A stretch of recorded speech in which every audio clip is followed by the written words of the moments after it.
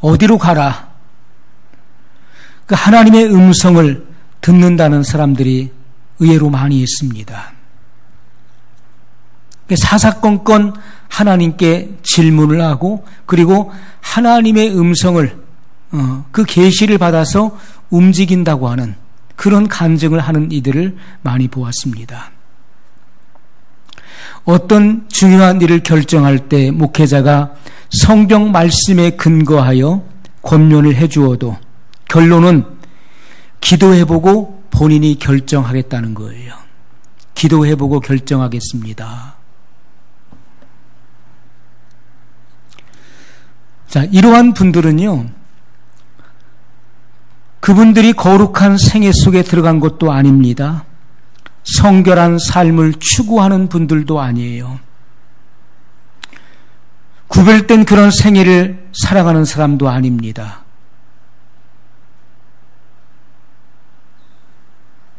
그러면 어떻게 하나님의 음성을 듣겠다는 것인가? 하나님의 음성은 그분들에게 어떻게 들려진다는 것인가? 많은 퀘션이 붙지 않을 수가 없습니다. 과거에 우리 성결교회의 그런 교세 보고서를 보게 되면은 거기에 이렇게 기록되어 있어요. 교인 몇 명, 중생한 자, 거듭난 자죠. 거듭난 자가 몇 명이냐, 성결한 자가 몇 명이냐, 그렇게 교세 보고를 하게 돼 있었습니다. 그러니까 목회자는 항상 성도들의 그런 삶을, 생활을 살펴서 교인으로 머물러 있는 자, 그리고 거듭나서 이제 주님 앞에 기도하고 그러한 거듭남을 경험한 그런 생애 속에 들어간 자, 그리고 더 나아가서 성령의 세례를 받고 성결한 생애 속에 들어간 자가 몇 명인가를 살피고 구분해서 보고를 했던 것입니다. 영계는 우리가 생각하는 것처럼 그렇게 단순하지 않은 것입니다. 많은 사람들이 나름대로 하나님께 기도한다고 기도하는데 그 기도의 응답이 다 3층 천 하늘로부터 내려오는 것이라고 생각하면 큰 착각이라는 것이죠. 기도하면 무조건 다 하나님의 보호자까지 그 기도가 다 닿아서 하나님의 보호자로부터 그 기도의 응답이 다 오는 것입니까? 대부분의 많은 사람들은 사탄의 영계로부터 오는 영감을 받습니다. 오늘날 많은 음악, 복음성가를 짓는 이들도요, 사탄의 영계로부터 오는 그런 영감을 받아서 짓는 이들도 너무나 많이 있습니다. 잘못된 기도의 응답들이 너무나 많이 있다는 사실을 우리는 간과해서는 안 되는 것입니다. 우리가 에베소 6장 12절에 보면 우리의 씨름은 혈과 육에 대한 것이 아니요. 우리의 이 씨름, 영적인 싸움은 혈육이 아니라는 것입니다. 정사와 권세와 이 어둠의 세상 주관자들과 하늘에 있는 악의 영들에게 대함이라, 이렇게 분명히 말씀했어요. 분명히 사탄의 영계가 있다는 것을 성경이 지적하고 있습니다. 많은 사람들이 죄를 안 짓기 위해서 율법을 지키는 이들이 있습니다. 이것은 어리석은 것이죠. 성경은 우리에게 하나님의 전신갑주를 입으라, 이렇게 말씀했습니다. 하나님의 전신갑주를 취하라.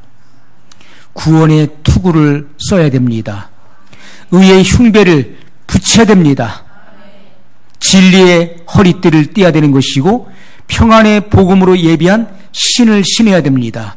믿음의 방패를 가져야 되는 것이고 성령의 검, 곧 하나님의 말씀을 우리는 가져야 되는 것입니다.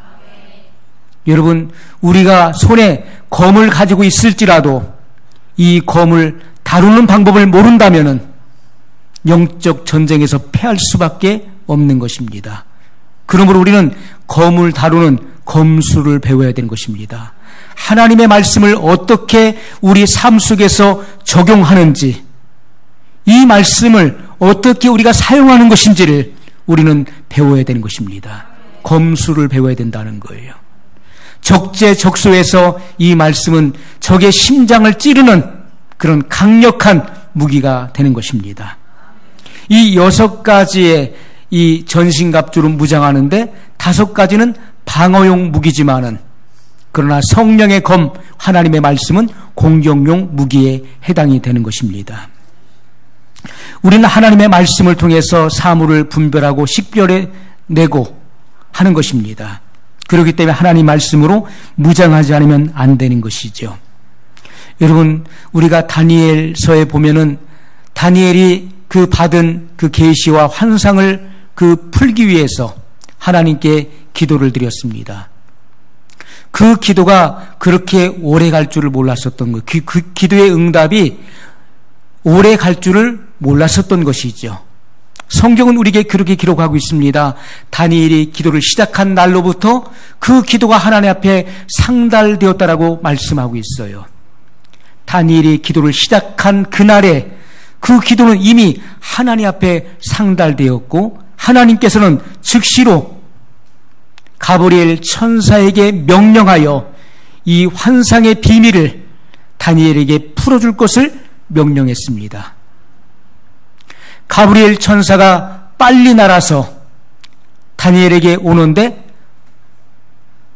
바사국군이 막았다라고 성경은 말씀하고 있어요. 이것은 바사 제국을 다스리고 통치하고 있는 그 영계의 어둠의 주관자들을 말하는 것입니다. 우리가 바사국은 과거에 페르시아를 말하는 것이죠. 페르시아는 지금 현대 이란을 말하는 것입니다.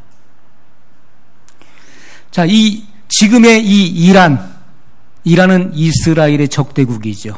미국과의 그런 적대국입니다. 과거에 세상을 지배하고 있었던 이 페르시아 왕국을 통치하는 어둠의 권세들이 있었던 것입니다. 그 통치자가 있는 거예요. 그리고 그의 제국, 그리고 그가 통치하는 그를 따르는 악한 영들이 있었던 것입니다. 가브리엘 천사장이 다니엘에게 이 기도의 응답을 주지 못하도록 막았다는 것입니다. 하늘에 전쟁이 일어난 거예요. 그 전쟁이 끝나진 않았습니다. 그때 하나님께서는 미가엘 천사장을 파송합니다. 미가엘 천사장이 하늘의 군대를 이끌고 내려와서 그 바사국군을 물리침으로 가브리엘 천사가 다니엘에게 도착했어요. 그 기간이 이 땅의 시간으로 21일이었습니다. 21일 만에 그 기도의 응답이 도착했다는 거예요. 여러분, 성경은 분명히 우리에게 이 하늘의 이 악한 영들, 하나님의 일을 대적하는 원수가 있다는 것을 분명히 말씀하고 있습니다. 우리의 육안으로 볼 수 없는 그런 영계의 어둠의 주권자들이 있는데 그것을 이 현실 세계 속에서 이 현상 세계에 드러내 주시는 것입니다. 그것을 계시를 통해서 우리에게 드러내 주시는 것이죠. 우리는 하나님의 말씀을 통해서 이러한 영적인 영계의 비밀을 분명히 알게 되는 것입니다. 기도할 때 기도의 방해를 받는 것도 다 영적인 싸움을 말하는 것입니다. 우리의 씨름은 혈과 육에 속한 것이 아니에요. 기도할 때 여러분 얼마나 많은 기도의 방해를 받습니까? 악한 영들이 얼마나 많이 역사합니까? 그러나 그런 악한 영들의 방해에 굴복하지 않고 하나님을 믿음으로 전심으로 우리가 하나님을 신뢰할 때 어둠의 권세가 물러가고 마음의 평강과 확신이 임하는 것을 우리는 기도 생활을 통해서 체험하게 되는 것입니다. 그러므로 우리는 하나님의 전신갑주를 입어야 돼요. 이 모든 것은 기도와 간구로 무장하게 되는 것이라고 성경은 말씀을 하고 있습니다. 그래서 우리가 생명의 성령의 법에 지배를 받는 사람들은 율법의 정죄 아래 놓이지 않습니다. 생명의 성령의 법이 죄와 사망의 법을 무력화시키는 것입니다. 그리고 세상을 이기도록 역사하시는 것입니다. 사람은 다 주관적 인격의 개체로 지음을 받았기 때문에 진리에 서 있지 않은 사람은요, 다 주관적 자기 계시를 받게 돼 있는 거예요. 자기 이론적으로 기도의 응답을 받게 된다는 것입니다. 무슨 말씀인지 이해가 되시나요? 기도를 하긴 하는데 그 기도의 응답을 자기 유익한 쪽으로 기도의 응답을 받는다는 것입니다. 우리가 어떻게 이 마지막 시대에 영적인 세계를 분별하고 진리와 비진리를 분별하며 우리가 하나님의 뜻을 어떻게 분별할 수 있을까? 오늘 말씀을 통해서 우리가 조명을 받아야 될 것입니다. 어떤 사람이 돈을 달라고 하나님 앞에 기도합니다. 필요한 돈이 있어서 하나님 앞에 간절히 작정 기도를 했는데 생각지 않은 사람이 찾아와서 돈을 내미는 거예요. 교회에 기부를 하겠다는 것입니다. 야, 기도의 응답이구나. 하나님이 내 기도를 정확하게 응답해 주셨어. 그 돈의 출처를 묻지 않고 감사하다고 받았어요. 나중에 알고 보니까 이단자의 돈을 쓴 겁니다. 그것이 올무가 된 거예요. 너 내 돈 썼지? 이리 와. 이단자가 교회를 매수하기 위해서 준 돈을 돈의 출처도 묻지 않고 하나님의 기도의 응답인 줄 알고 받아 쓰고 났더니 이단의 올무에 걸리게 된 거예요. 그런 일들이 비일비재하다는 것입니다. 그런 일들이 과거에서 지금까지도 수없이 많이 있어 왔어요. 사도 바울은 오늘 본문을 통해서 하나님의 온전한 뜻을 분별하기 위한 과정과 그리고 순서를 말씀해 주고 있습니다. 너희는 이 세대를 본받지 말고 이렇게 말씀하고 있어요. 우리가 하나님의 뜻을 알기 위해서는요, 이 세대를 본받지 말라고 말씀하고 있습니다. 이 세대는 바로 아담으로부터 유전한 망령된 행실을 이어받은 거듭나지 못한 자연인의 그런 본성을 가지고 있는 사람들을 말하는 것입니다. 죄의 본성을 가지고 태어난 자들을 총칭하는 말이에요. 타고난 그런 생명 안에, 그런 타고난 삶의 생명 안에서 그러한 삶의 방식을 가진 자들을 본받지 말라는 말씀인 것입니다. 각자의 삶의 모습은 다를지라도 그 본성은 똑같은 것입니다. 변화되지 않은 본성은 똑같은 거예요. 여러분, 우리가 살고 있는 이 세상은 아담의 타락 이후 이 세상의 통치권은 마귀에게로 넘어갔습니다. 그렇기 때문에 예수님께서는 이 세상 임금을 가리켜서 마귀라고 분명히 말씀하셨어요. 마귀는 이 세상의 임금으로 군림하고 있습니다. 그렇기 때문에 이 세상의 모든 체계와 구조는 마귀의 체계이고 마귀의 구조로 이루어져 있는 거예요. 모든 것이 그렇습니다. 우리가 영안을 열어서 보게 되면은요, 이 세상의 모든 체계와 구조 자체가 다 마귀의 체계와 구조로 다 연결되어 있는 것을 우리가 알 수가 있습니다. 성경이 그것을 우리에게 분명히 말씀하고 있어요. 그리고 마귀의 하수인들, 세계 정부주의자들, 세계 단일 정부주의자들의 계획대로 이 세상은 감시와 통제의 사회로 지금 가고 있는 것입니다. 세계 단일 정부는 공산주의를 말한다고 말씀을 드렸어요. 철저하게 공산주의예요. 공산주의는 철저하게 이웃을, 남을 감시하고 통제합니다. 이것은 그 정부가 국민들을 감시하고 통제하는 세상을 말하는 것입니다. 마귀는 이 세상의 풍조와 풍습을 조장합니다. 그리고 그 시대의 유행을 창출해내는 것입니다.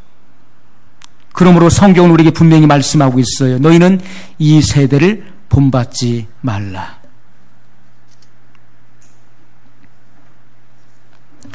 우리가 이 세상을 본받지 말고, 이 세대를 본받지 말고, 이 세상의 풍습과 그리고 사상을 따라가서는 안 되는 것입니다.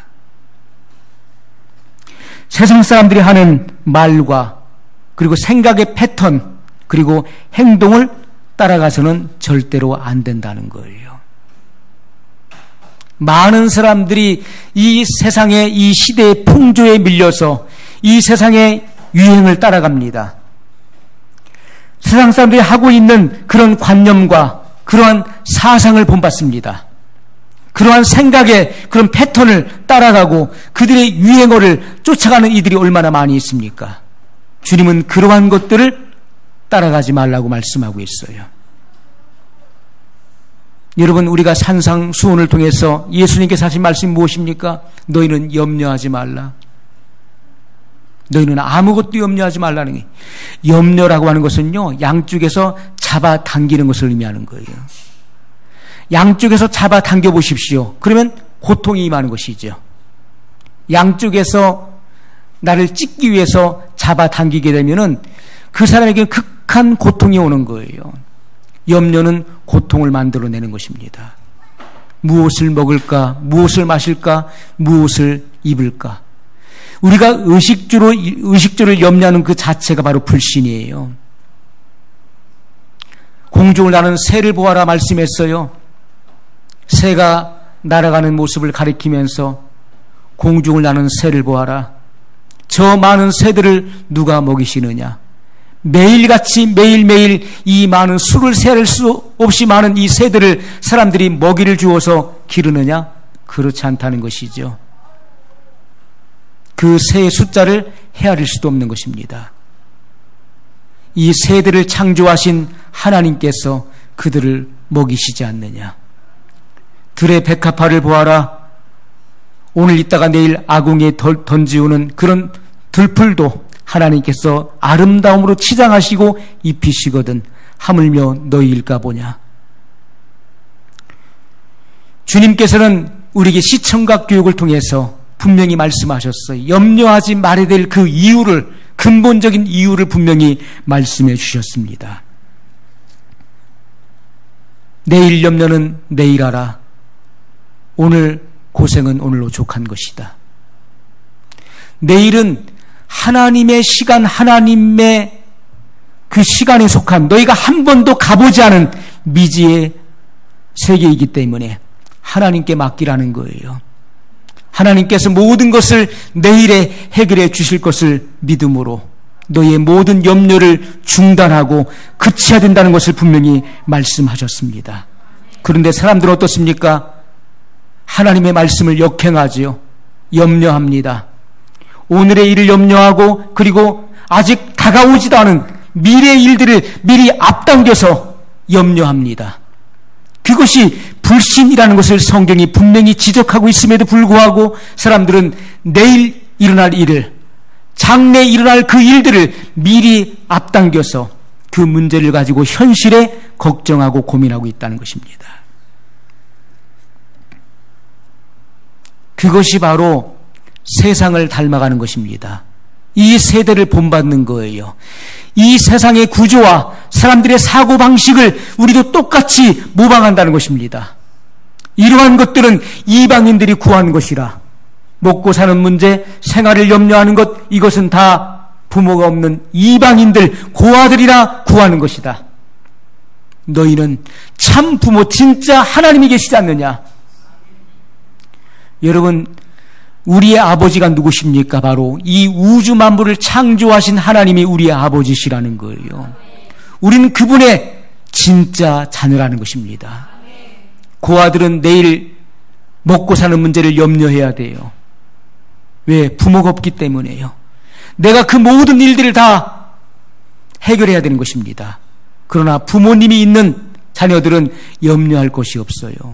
부모가 다 알아서 해주시기 때문에 염려할 이유가 없는 것입니다.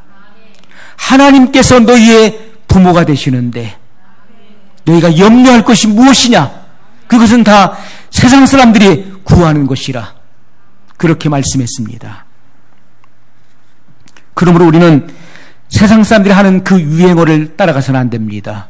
그들의 생활 패턴을 본받아서도 안 되는 것이고 그들의 행동을 우리가 모방해서도 안 된다는 것입니다.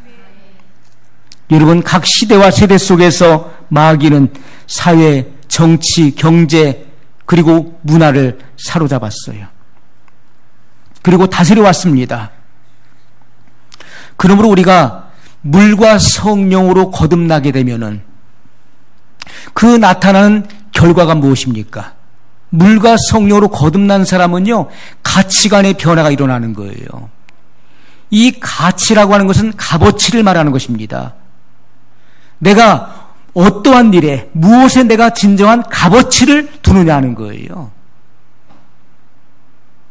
우리가 과거에는 나의 가치관이 세상에 있었습니다.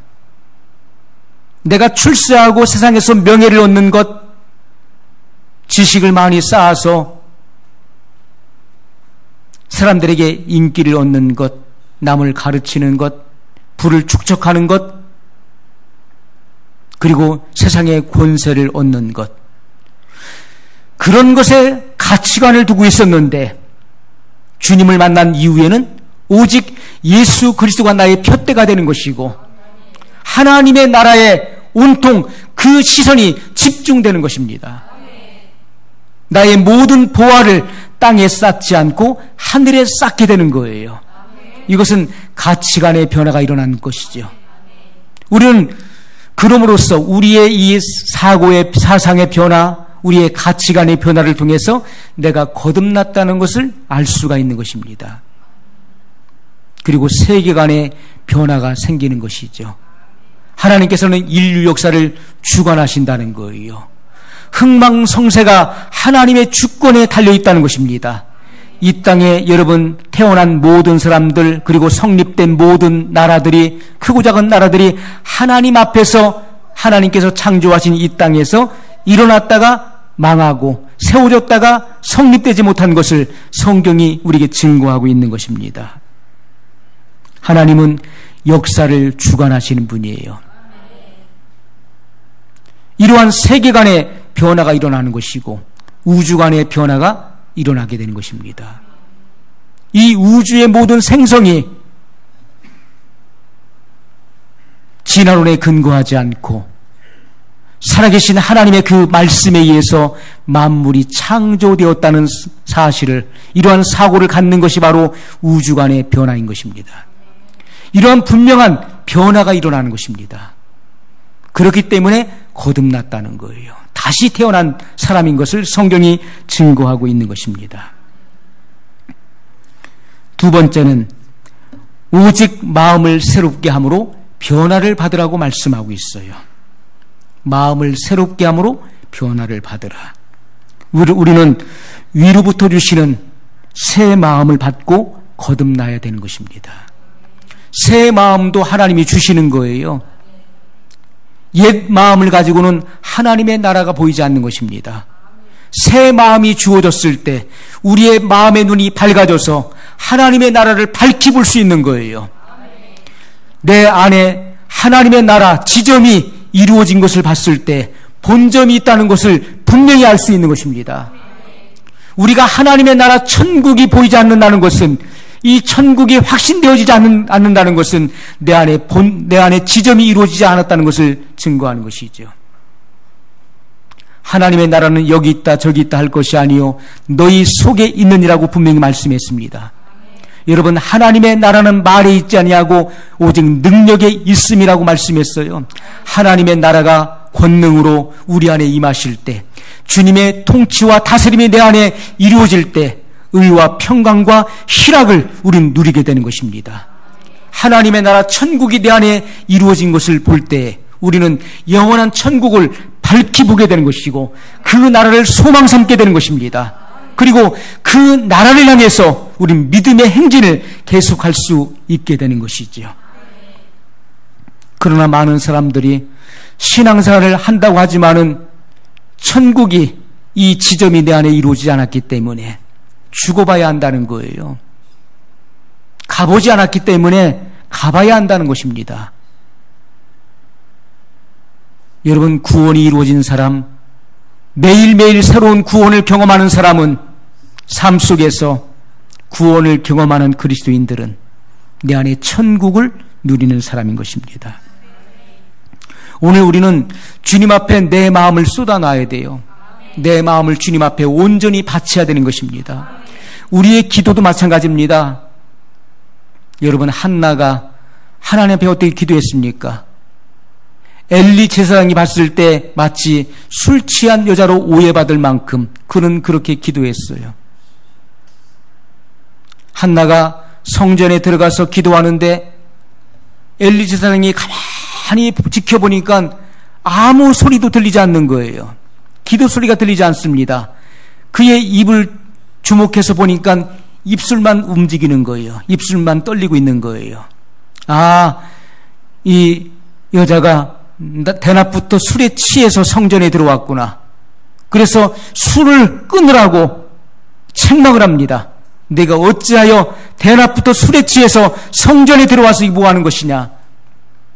그때 한나는 자기 마음속에 그 통해하는 그 마음을 이야기를 합니다. 아이를 낳지 못함으로 고통하고 있었던 그 마음을 이야기할 때 평안히 가라. 주께서 내 기도를 들어주시기를 원하노라. 그때부터 그는 다시 먹고 마시고 얼굴의 모든 수색이 끊어졌음을 성경은 기록하고 있습니다. 여러분, 한나는 그 마음에 통해하는 마음을 하나님 앞에 물같이 쏟아내었었던 여인이었어요. 내 마음을 물과 같이 주님 앞에 다 쏟아붓는 것입니다.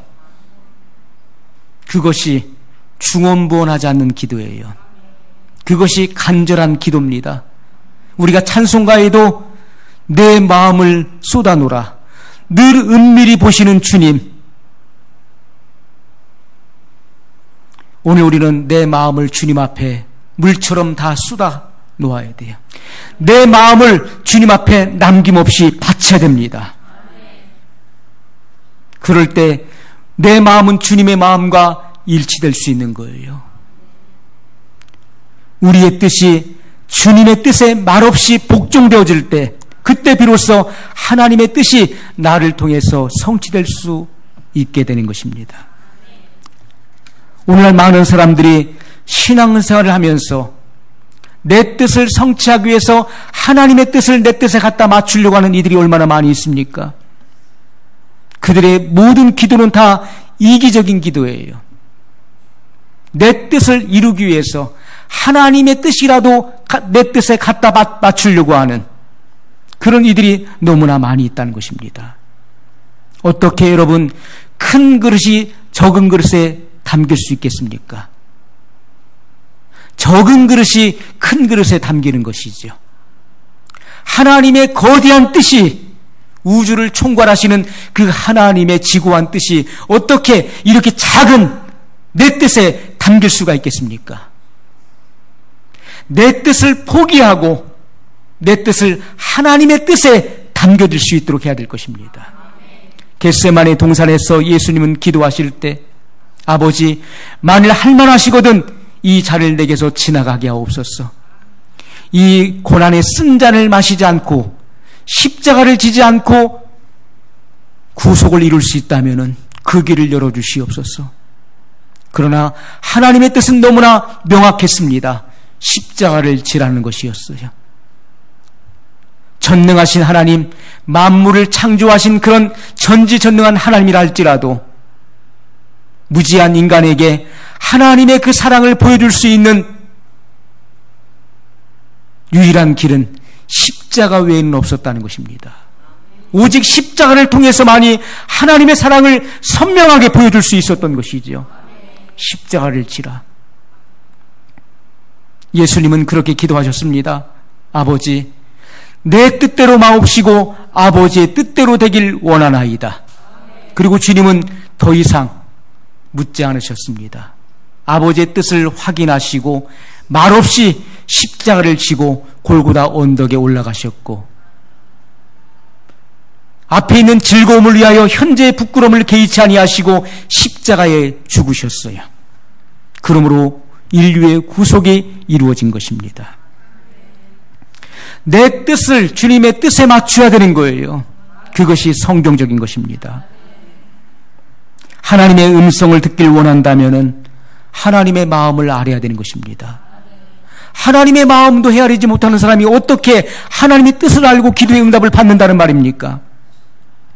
하나님의 뜻을 역행하면서 자기 이기적인 그런 기도의 응답을 받기 위해서 노력하는 사람이 어떻게 하나님의 응답을 올바르게 받아낼 수 있겠습니까? 하나님의 마음을 알려면 하나님께서 주신 말씀을 붙잡고 그분과 오랫동안 동행해야 되는 것입니다. 그래야만 하나님의 뜻을 아는 거예요. 우리가 대인관계에서도요, 몇 번 만나지 않았는데 그 사람의 마음을 내가 다 알 수 있습니까? 그 사람의 마음을 내가 대변해서 대신 말해줄 수 있나요? 상대방의 그 마음을 내가 대변인이 되어서 그 마음을 대신 말해줄 수 있겠습니까? 그건 불가능한 것입니다. 그러나 그 사람과 친밀한 관계를 가지고 오랫동안 삶을 나눈 사람은요, 그 마음을 아는 거예요. 굳이 말로 표현하지 않더라도 그 마음을 내가 알 수 있는 것입니다. 왜? 그 사람과 동고동락하면서 오랫동안 동행했기 때문에 그 마음을 알 수 있는 거예요. 우리가 주님의 마음을 알기 위해서는 주님과 오랫동안 동행해야 되는 것입니다. 그분과 오랫동안 깊은 사귐이 있어야 되는 거예요. 그래야만 주님의 뜻을 내가 대변할 수 있는 것이고 주님의 뜻이 무엇인지를 말해줄 수 있는 것입니다. 하나님의 마음을 알기 위해서는 하나님이 주신 이 말씀 성경 66권을 붙잡고 씨름해야 되는 거예요. 주님의 마음을 알 때까지, 주님의 계획과 뜻을 깨달을 때까지 이 말씀을 붙잡고 우리는 밤이 맞도록 씨름해야 되는 것입니다. 그러나 씨름하지 않지요. 조금 하다가 포기해버리죠. 그렇기 때문에 주님의 마음을 알 수가 없는 것입니다. 계시시대의 에녹은 65세에 하나님을 만났습니다. 그가 65년 동안 어떠한 삶을 살아왔는지 성경은 말씀하고 있지 않아요. 그가 방탕한 삶을 살아왔는지, 죄된 삶을 살아왔는지, 그가 어떠한 삶을 살아왔는지에 대해서 주님은 묻지 않았습니다. 그러나 그가 65세에 주님을 만난 이후에 그는 300년 동안 365세 하나님께서 그를 데려가심으로 세상에 그를 다시 보지 못했습니다. 300년 동안 그는 신실하게 단 하루도 변함없이 하나님과 동행했다라고 말씀하고 있어요. 동행한다는 것은 함께 걷는 것을 의미하는 것입니다. 주님과 사귀면서 주님과 정겹게 대화를 나누면서 함께 걷는 거예요. 두 사람이 걷지만 한 길을 걷는 것입니다. 둘이 걷지만 한 길을 걷는 것이죠.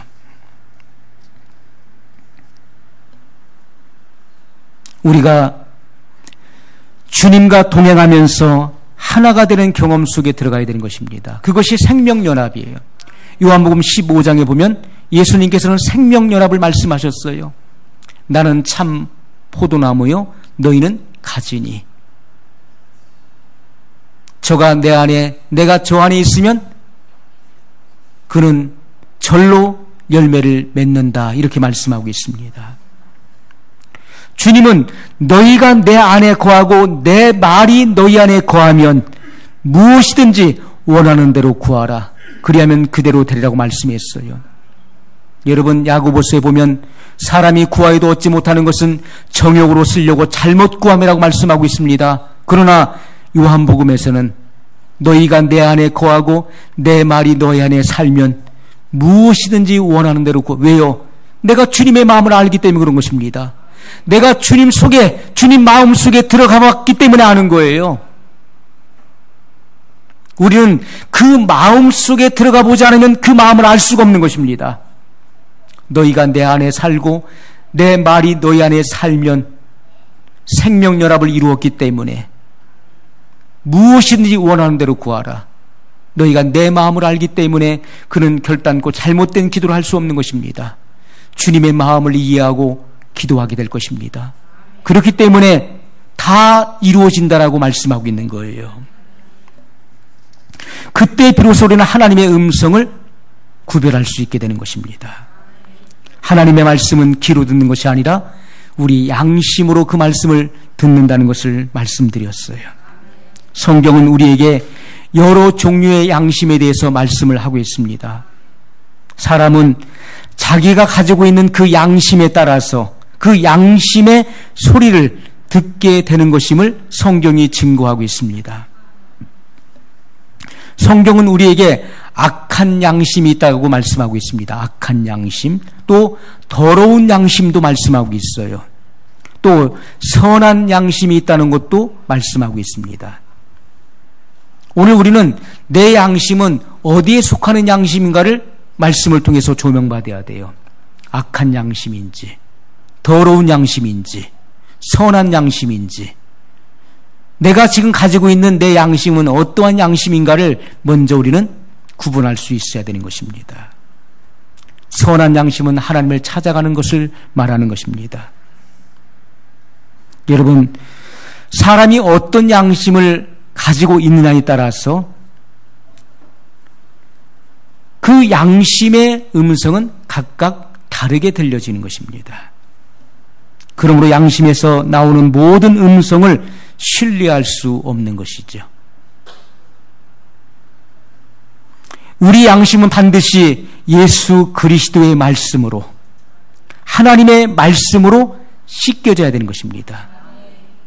물로 씻어 거룩하게 된다고 말씀하고 있어요. 이것은 하나님의 말씀으로 나의 더러워진 그리고 악해진 양심이 씻겨질 것을 분명히 말씀하고 있습니다. 예수님께서 제자들에게 말씀하실 때 너희는 내가 일러준 말로 이미 깨끗하여졌으니 이렇게 말씀했어요. 그들의 양심이 깨끗해졌다는 말씀인 것입니다. 너희는 내가 일러준 말, 내 입에서 선포되고 증거된 그 말씀으로 말미암아 너희는 깨끗해졌다. 우리는 하나님의 말씀으로 우리 양심이 씻겨지고 그리고 가르침을 받아야 되는 것입니다. 우리 양심은 하나님의 말씀으로 거듭나야 되는 것입니다. 그래야 에베소 5장 27절의 말씀과 같이 티나 주름 잡힌 것이나 이런 것들이 없이 거룩하고 흠이 없게 되는 것이라고 말씀하고 있어요. 주님이 우리에게 원하시는 것은 완전한 것입니다. 우리에게서 어떤 흠이나 티가 발견돼서는 안 된다는 거예요. 주름 잡힌 것이 발견돼서는 안 되는 것이고 죄의 얼룩이 있어서는 안 된다는 것입니다. 그리스도의 신부는 정결해야 된다는 거예요. 온 마음이 신랑 되시는 예수님에게 그 시선이 고정되어 있어야 된다는 것입니다. 세상의 다른 어떤 것들을 사랑하지 않고 예수님 외에 그 어떤 다른 것들을 사랑해서는 안 된다는 거예요. 오직 주님만 사랑하는 자가 주님의 정결한 신부라고 말씀하고 있는 것입니다. 성령님께서는 정결한 양심을 통해서만 분명한 음성을 들려주시는 것입니다. 그리고 하나님의 인도를 받을 수 있도록 역사해 주시는 것이죠. 그러므로 바울이 사도행전 24장 16절에 이렇게 고백합니다. 나도 하나님과 사람을 대하여 항상 양심의 거리낌이 없기를 힘쓰노라. 이렇게 고백했습니다. 하나님과 사람 앞에 양심의 거리낌이 없기를 힘쓴다는 거예요. 오늘 우리는 어떻습니까? 양심의 가책을 받아도 그냥 해버리는, 내 욕심의 욕구를 따라 해버리는 그런 일들이 얼마나 많이 있습니까? 성령의 음성에 귀를 기울이지 아니하고 성령의 호소의 등을 돌려버리는 그런 일들이 얼마나 많이 있었습니까? 오늘 우리는 바울로 증거한 성령의 음성을 다시 들어야 됩니다. 나도 하나님과 사람 앞에 양심의 거리낌이 없기를 항상 힘쓰노라. 우리 양심이 정결해졌을 때 하나님의 음성을 정확하게 들을 수 있게 되는 것입니다. 하나님은 양심을 통해서 우리에게 말씀해 주시는 거예요. 지금은 성경 66권이 완성된 시대로 오늘 살고 있습니다. 그렇기 때문에 하나님은 성경 말씀을 통해서 우리에게 감동해 주시는 것입니다. 성경 말씀을 생각나게 하시고 가르쳐 주시고, 그리고 이 말씀에 근거하여 장래에 일어날 일들을 예언의 계시를 통해서 밝히 알려주시는 것입니다. 성경 말씀을 통해서 기도의 응답이 오는 것이 가장 정확한 응답이 되는 것입니다. 성경 말씀을 통해 오는 거예요. 그러므로 성령님은 믿는 자 안에 내주하시면서 빌립보서 2장 13절의 말씀과 같이 너희 안에서 행하시는 이는 하나님이시니 자기의 기쁘신 뜻을 위하여 너희로 소원을 두고 행하게 하시나니. 성령님이 우리 안에 오셔서 내 마음을 감동하시고 내 마음을 움직여서 선한 욕구와 동기를 부여하셔서 하나님의 그 뜻을 추구해 나갈 수 있도록 인도해 주신다는 말씀인 것이죠. 여러분, 우리의 양심이 무뎌져 보십시오. 성령의 음성을 자꾸 거역해 보십시오. 내 양심을 통해서 말씀하시는 성령의 음성에 우리가 귀를 닫아 보십시오. 성령의 감동이 올 때 그것을 쉽게 간과해 버리고 내가 귀를 닫아 버릴 때 우리의 양심은 점점 무뎌지는 것입니다. 양심을 통해 말씀하시는 성령의 음성이 아주 점점점 작게 들려지는 것입니다. 크게 들려왔었던 그 성령의 음성이 우리가 거절하고 거역함으로써 점점 작아지는 것입니다. 나중에는 전혀 그 소리를 듣지 못하게 되는 것이죠.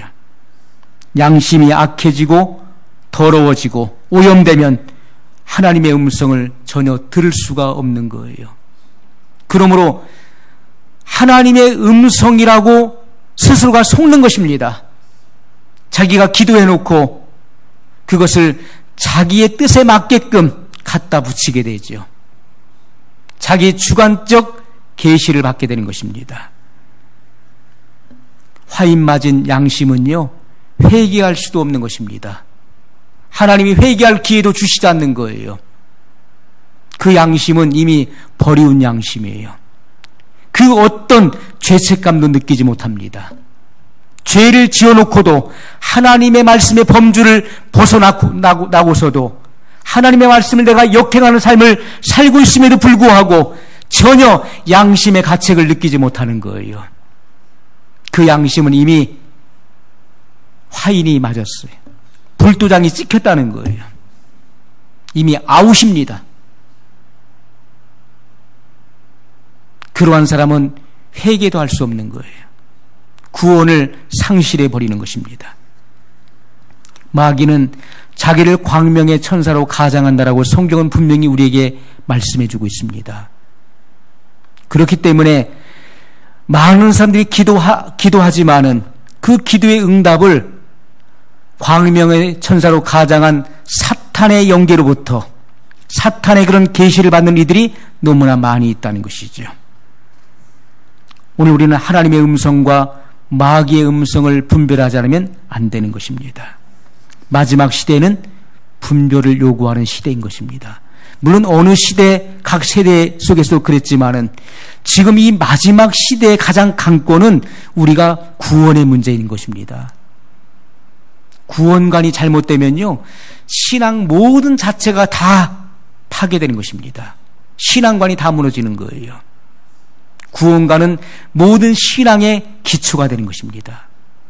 바른 구원관. 복음의 표준을 낮추지 않고 진리 그대로 증거하는 그 말씀만이 영혼을 구원할 수 있게 되는 것입니다. 그들 안에서, 듣는 자 안에서 믿음을 발생시킬 수 있게 될 것입니다. 고린도전서 2장 13절에 주님은 이렇게 말씀했어요. 신령한 일은 신령한 것으로 분별하느니라. 바울을 통해서 우리에게 명확하게 말씀하고 있어요. 신령한 일은 신령한 것으로 분별하느니라.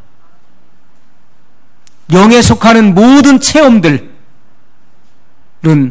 바로 신령한 것 하나님의 말씀에 의해서 분별된다라고 성경은 기록하고 있는 것입니다. 모든 체험과 증거되는 말씀들을 이 진리의 말씀을 통해서만이 식별할 수 있고 그리고 판독해낼 수 있다는 것을 분명히 말씀하고 있어요. 여러분, 하나님의 음성은 언제나 분명하고 명확한 것입니다. 하나님의 음성은 혼동되지 않는 것입니다. 내가 하나님의 음성을 들은 것 같은데 뭔가 이게 하나님의 음성인가 마귀의 음성인지 잘 모르겠습니다. 그건 하나님의 음성이 아니에요. 그건 마귀의 음성입니다. 하나님의 음성은 홍해수가 갈라진 것처럼 정확한 것입니다. 홍해수가 갈라지면 이게 물인가요? 육지인가요? 그런 사람은 아무도 없는 거예요. 물과 육지는 정확하게 구분되는 것입니다. 하나님의 말씀이 들어가면요, 하나님의 음성은 너무나 선명하고 정확하다는, 그것은 시간이 흘러도 정확한 것입니다. 하나님이 보여주신 것, 하나님께서 우리 마음에 세미한 음성으로 말씀해 주시는 것, 그것은 너무나 명확하다는 거예요. 엘리야가 들었던 하나님의 음성은 세미한 음성이었어요. 세미하다는 것은 아주 작다는 것을 말하는 것이 아닙니다. 그것은 너무나 선명하고 분명한 음성이라는 것을 말씀하고 있는 거예요. 하나님의 음성은 조금도 혼동됨이 없다. 우리의 마음속에 어떤 파문을 일으키지 않는다. 명확하게 들려지는 것입니다. 이것이 하나님의 뜻이다. 그렇기 때문에 우리가 그 뜻을 성령의 인도를 따라 행할 수가 있게 되는 것입니다. 여러분, 오늘 우리 양심이 정결한 양심이 되어야 돼요. 하나님의 말씀으로 씻어 거룩하고 깨끗하게 되어야 될 것입니다.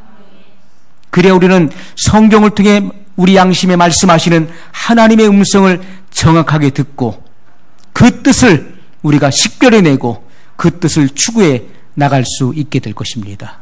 오늘 말씀을 기억하면서 우리 한 목소리로 같이 기도하겠습니다.